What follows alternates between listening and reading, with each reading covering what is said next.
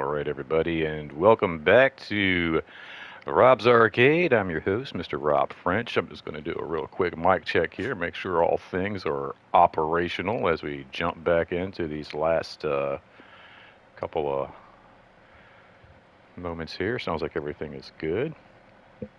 All right, cool. Yeah, so we are good to go here.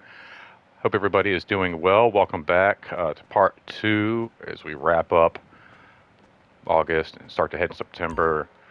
Just want to touch base with you guys, see how everybody's doing, and then also, of course, just kind of share some updates with you and let you know what's going on here in my world. When I left off with you guys, if you haven't watched that video, please do yourself a favor, go back and watch part one of this because we're going to kind of jump into some pieces that are important as I share some more thoughts here on my channel. But as I was saying in my last video, everything's been going really well with work, and it just continues to be really, really great days.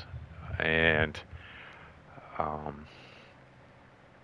on top of just usually finding something great out of my day when I go in, I found a really great friend last week, and I was just kind of talking about some of the things that have been rattling around as I've welcomed a new member into the family. His name is Tucker. Looks like a very young pit bull, maybe about 3 years old or so, and very sweet, very genuine. Just beautiful dog. The poor guy's clearly been on the street for a little bit. When I found him, he had a choke chain on, no collar, no tags, no chip, and very thin, huge old basketball, football kind of head. But the poor guy just had this like a stomach the size of of my thigh, and my heart broke. So I decided to, take him to the vet, see if he was, like I said, chipped. And when I discovered he wasn't, I went ahead and brought him home. And he's been with me now for I think we're going into day, what is this, day 5 or 6 or something like that, guy? Huh? He's actually laying right here next to me as I'm doing this, which is great. He's such a sweet guy, really lucky. But I was sharing some things I've been kind of thinking about, like in my last video, and as we kind of spent some of our first few nights together, and just thinking about where he's been and what he's been going through, and what his nights have been like. And it's been genuinely, like I said, just kind of breaking my heart thinking about his life out there on the streets. I mean, like even right here now, we got some rain going on in this virtual world, but it's been pretty rainy and nasty here in this real one. Lots of thunder and lightning throughout these evenings and nights. It really breaks my heart thinking about where this guy has been, and just trying to find food and trying to find water. I mean, gosh, it kills me. And so having that first night here, and what a difference it must have felt like to him, like, oh my gosh, like somebody's finally sees me, somebody's finally recognizing me. And what a tough thing, as a dog in general. But I mean, this breed, pit bulls have such an awful, these pit terriers, I should say. I don't even like saying pit bulls, but these pit terriers, pit bulls, have such a bad reputation. So, I mean, when he came running up to me, I'm not going to lie, it was like one of those things when he came running up, all I saw was a little brown, white, furry thing running across the parking lot. And I had no idea, what or who he was. So when he came running up to me and I saw he was a pit bull, I was like, oh my God, like, dude, how street are you, But like I said, he was super gentle, melted right in my arms. But I can imagine, if like you're walking out of your apartment or stepping out of the back door of the restaurant you work at, and you see this guy like rummaging through the trash or cutting through the alley where he would freak me out, like he looks intimidating. He looks like a pretty tough boy, but he's such a little angel. And just it must be tough for a homeless dog, like I said, to find shelter anywhere. Like I said, let alone a dog that's got a reputation of being a killer. So it's got to be hard. So my heart was breaking thinking about that, and then to wrap back into what I was saying in this first piece, like,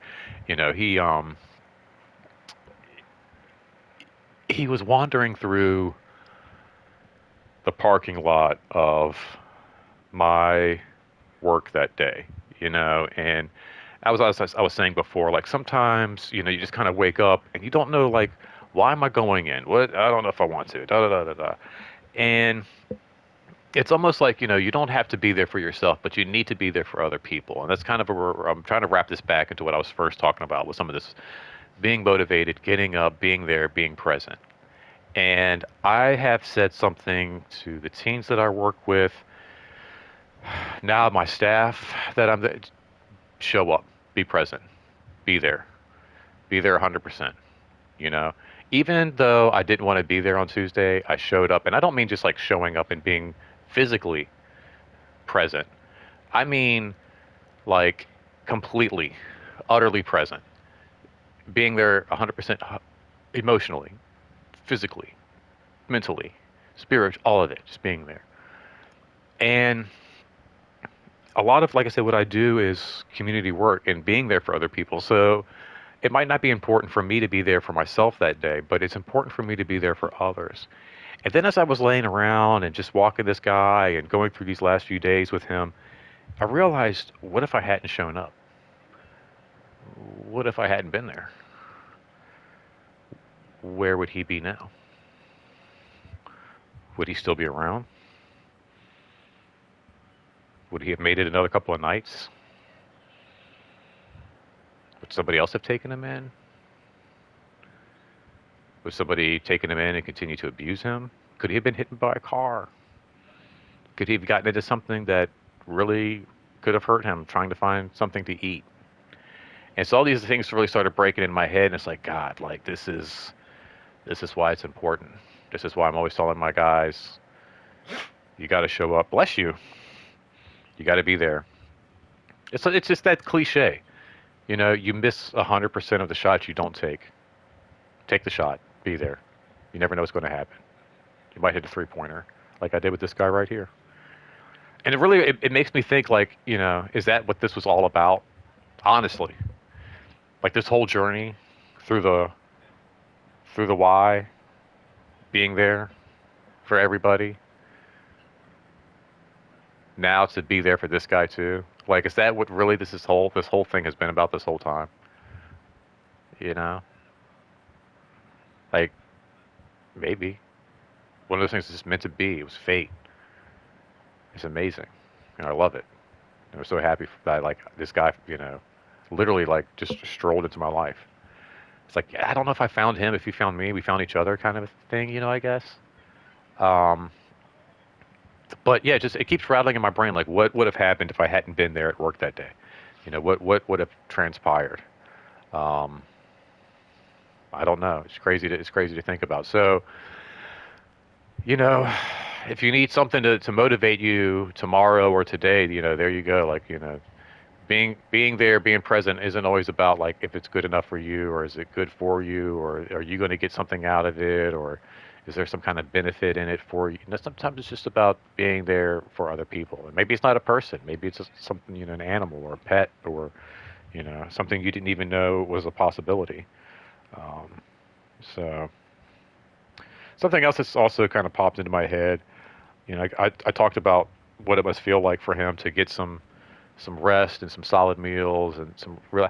I wonder what that feels like, if it's the same for, like, an animal, and I'm sure it is, that it is for a person. Because I think we've all had those days where maybe we skipped lunch, or it just wasn't enough, or maybe we're feeling a little sick, or we didn't get enough rest, and we get exhausted throughout the day, and our head starts to hurt. It gets hard to think. It gets cloudy, foggy. Your eyes throb. Your neck gets all stiff and sore. It's just like, oh my gosh. And, sometimes the heat can have an effect in that, and all those different things. So, I mean, just imagine, like, being, a dog trying to, being, possibly dehydrated, hungry, in the heat, exhausted from just running around all day, and then factor in 2 or 3 nights of some solid rest, some nice, reliable, balanced meals, and you start to wake up and like what you must even just mentally, forget physically, forget the being able to rest and being able to take a weight off and getting some food and the nourishment of your body, right? Because we know what it feels like when a nice hot meal enters your body, but what it does for you mentally too, and it's a good night's rest. Think about that like, oh my, it's been a long day, your head hurts, the kids are yapping, your boss has been an asshole, like all these things are going, whatever, right? And you're just tired, you're drained. It's been a long week, forget a day. You just, oh, it's finally somebody, you come home and somebody's made you a hot, delicious meal, and it's like, oh my gosh, this is really good. And they got some dessert, and they make you a cup of coffee, and you're like, man, this is so nice. And he's like, look, hey, I laid out some fresh pajamas for you. Why don't you go take a bath or a shower? You know? Okay. Get into bed, you put a movie on. It's like, oh man, 101 Dalmatians. I love this movie. Yeah, okay, this is great. And you lay around in the bed and watch a movie and just kind of snuggle up with a loved one and get a good night's rest. And then just imagine how you feel the next morning. Like, oh my God, like, okay. Last night I couldn't do 2 plus 2 is 4, and this morning I feel like you feel like you could take on the world. Like, yeah, give me a to-do list, or it's a whole different vibe and a whole different feeling. So I've been wondering, like, has he been getting that same thing, like waking up every morning, like, oh man, this is great, this is where it's at, and finally I can just think and not have to be on edge every 5 minutes and wondering if somebody's going to chase after me or run me off with a stick or you know fight some other dog for half a week old sandwich. And just, it's got to be a game changer. It's been really beautiful too that everybody, um, as people are going in and out of the building, people are like, "Is that your dog?" And when I first found them, they were like, "No, that's just I came across them and trying to figure out what to do and what's going." They're like, "Well, he looks like he's very comfortable around you." And they're like, "He looks like your dog." And I've had people like check in and just been like, "That is so great that you did that," and just kind of really amazed. And some of them have been like, "Yeah, that's something I would have done," and then others are like, "Wow, I'm just like, that's crazy that you just brought a pit bull into your house." And I'm like, "Yeah." And he's like, "You just found him on the street," and I'm like, "Well, yeah." And they're kind of like, "That's wild," and I'm like, "It's like, well, he's not crazy. Like he wasn't hanging off my arm when I brought him in the house." Like I still had all my fingers and toes. So it's not a bad, he's a good boy. Like I wouldn't bring a killer in the house. But uh, I've had a few people, and this has been really sweet. But I've had a few people say, and these are people who know me, that it's like such a Robert thing of you to do. And that has actually, I mean, like 3 or 4 people, if not maybe a couple more. I feel like at least 4 people have said that. Maybe like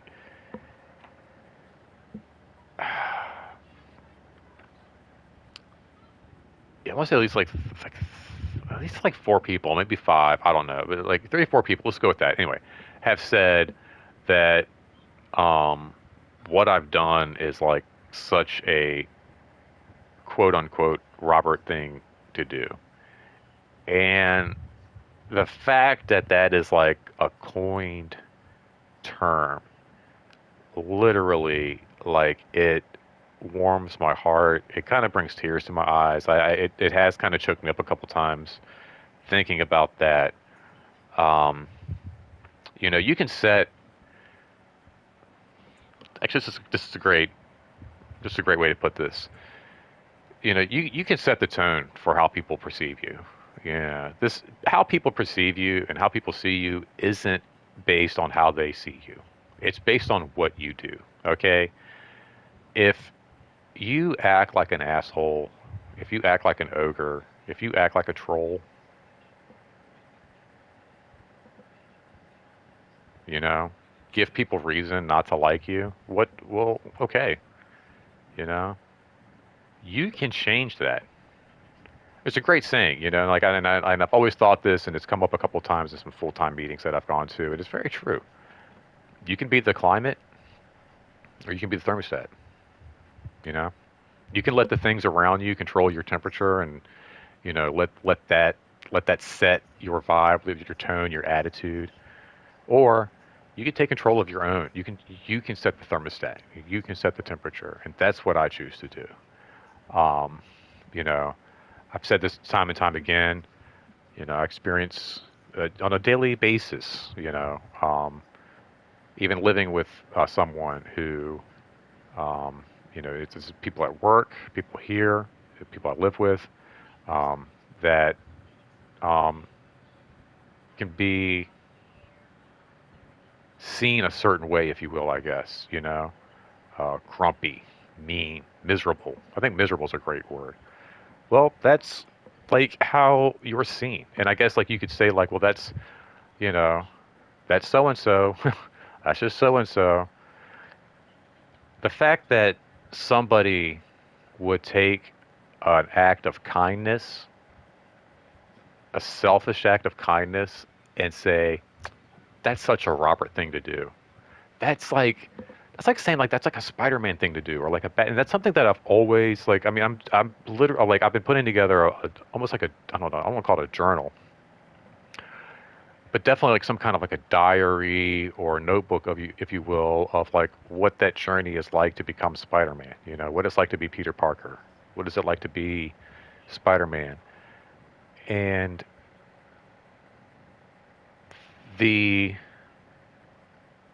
the thing is like that's something that I look to. Like I'm like, oh man, that's such a Spider-Man. You know what I mean? Like that's something I would say. Like, oh man, that's such a Spider-Man thing to do. That's such a superhero thing to do, man. And like the fact that somebody would say that and use my name in that sense, it absolutely.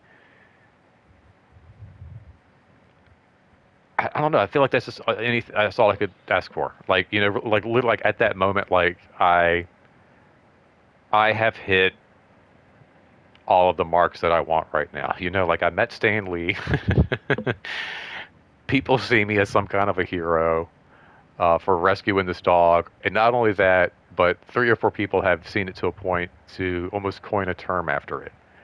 And it's like, yeah, just stick a fork in me, man. I'm done. And again, I didn't do it for that reason. I didn't take this dog in so that people would see me and be like, oh man, Robert's awesome. And you know, like there was somebody who reached out to me. I take some of our kids up to the mountains on this summer trip, and I had somebody reach out. They saw on my socials that I'd like taken this guy in, and they were just like, "Dude, like you're a goat. Not even on the mountain, but everywhere, everyone in your everyday life, you're just a goat." And that again, like it melts my heart, and it means like so so much. But I honestly, like I said, I look at it and I'm just like, I can't imagine any other decision. I can't imagine not taking him in. I can't imagine not giving him a home. And I can't think of a dog or a creature that doesn't like deserve um, the the love that he does because like I said, being on the streets like just like um some people say like oh he's getting the love and the stuff that he deserves. At this point, I'm like, I don't know, man. I feel like he's getting the love and the care that he's earned. Like he's earned this. Like if I feel, you know, every dog deserves a good home, and every dog deserves a family that's going to love him or her, and that's just, I don't know. That's just a fact. You can't argue. Like every dog does. There's not a dog out there that doesn't deserve a good home. Um, but there are some animals out there like this guy who has earned it. And I can't think of anybody who, like I said, hasn't put in the hardships and like, to give, like I said, to give him this home and to give him this love. It's like, And I do. I love this dog. Like I absolutely do. Like within just the first few minutes, I found myself, I think, in love with this dog, and more so every day. But it's how do I put and I don't want to say deserves it because again, like I don't feel like it's just not like he deserves it. Like I said, he's like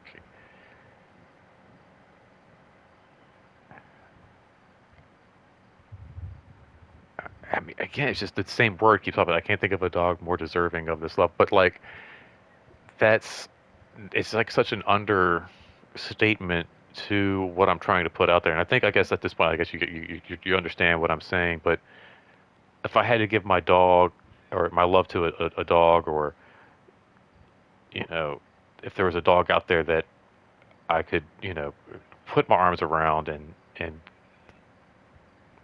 feed and do all, it would be somebody like this guy here. Like again, somebody who's been on the streets and doesn't know what you know tomorrow looks like, or will I have a place to stay, or am I gonna have to keep moving? Um, just this is what uh, I don't know. I feel like I needed maybe like I know he needed this, but like I needed this too, like to put some care and some love and to take care. And I'm used to it. Like I've had dogs in the past, and I miss you know I don't miss my ex, but I miss our dog. And so that was a huge change, even like, years ago during my separation, like that whole piece and missing, our little pit Veda. Um, and like having this guy now, it's like, oh man, yeah, it would be great to have just, a dog, just have a dog to take care of and to love. But to have this guy here, it's just so special. And it's not even that like, when I'm giving him, a nice bowl of food and he's all excited and loving it, it's not even like I'm like, oh, this is great. Like, um, you you deserve this more than any other dog, but there's just something about it. Or like even he's just like, I don't know. I don't know how to put it. I don't know how to put really what I'm trying to, you know, to put out there, but it's a match made. It's one of those things where okay, there are, I guess, situations where um, he could potentially find another place to live, whether it be the SPCA or maybe another home. And not to say like there aren't other people out there that wouldn't love him like I do. Um, but then there was also, like I said, the situation where I was looking for, an animal, and I've been thinking about getting a dog myself, and putting my attention and care and love and that nurturing, that nature, nurtured, whatever, the nurturing part into, my day-to-day life. I don't have any kids, and I'm not in a relationship. So where do you put that, that care and that affection? Um, and so I've been thinking about getting a dog, and so it's just like these perfect two pieces that meet. They click just right. It's like this dude's looking for somebody. Like, man, I wish I could just find somebody who'd really take care of me, and not just like, I'm sure somebody else just like maybe would find him and like, give him some food and what. No, I've got this guy got like he's got some cool stuff coming today. He's got a new dog bed coming. He's got an appointment at the vet. He's gonna have the life. He's gonna be living an amazing life here. And and then it's like me, I'm like looking for something to like, oh man, I just wish I had a dog to walk and to love on and to run. Like I'm literally like rubbing his belly right now. He's got his head in my lap and he's just getting his belly rubbed, taking this little nap. We're gonna go outside here and take a walk in a moment.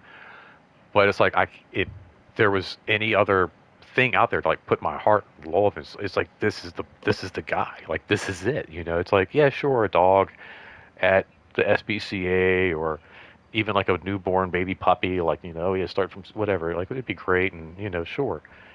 But this is just absolutely pit, like just perfect, just like the two puzzle pieces that just almost click, like you can hear it snap into place, and it's just been absolutely amazing. Today's Tomorrow's my first couple days off with the guy, full days off. So I'm just really looking forward spending some time with him, giving him another bath. Um, just he seems to really have taken to his new surroundings. Um, first few days, he didn't really play a whole lot. Like I said, I think he was still kind of recuperating. And in fact, I was kind of worried. The second day he was here, he had a real hard time. It's my alarm, but stop here. He had a real hard time getting up and down, and I was worried he was hurt. But I started thinking about it, and I think it was just like he'd just been on his feet for so long. It had been like the first time in a while that he had taken a break, and so he was just kind of stiff and like, oh man, he was just like really, really sore. Um, and so he didn't really play a whole lot, but he discovered we had a basket of toys from our last dog. Um, and he discovered that, so he's been like super playful and energetic and just running around, and I don't know, he just seems to be doing real well, and it's helped me too, like I said, having this guy to take care of and getting up and kind of getting on a schedule and everything. So um, getting ready to head into September here. We'll do more with that. We'll do more of an update as we kind of get in September and all of that, and what that looks like. But I did want to touch base with you guys, just kind of see how y'all were doing, let you know how I'm doing. But I think I'm gonna go get this guy a walk. I hope you guys enjoyed this video. Please leave a comment down below, like, share, subscribe, and make sure you don't miss anything else. I hope you guys have a great Labor Day weekend. Be safe out there. Take care of yourself. Take care of each other. And until next time, don't spend that quarter anywhere else. Take care.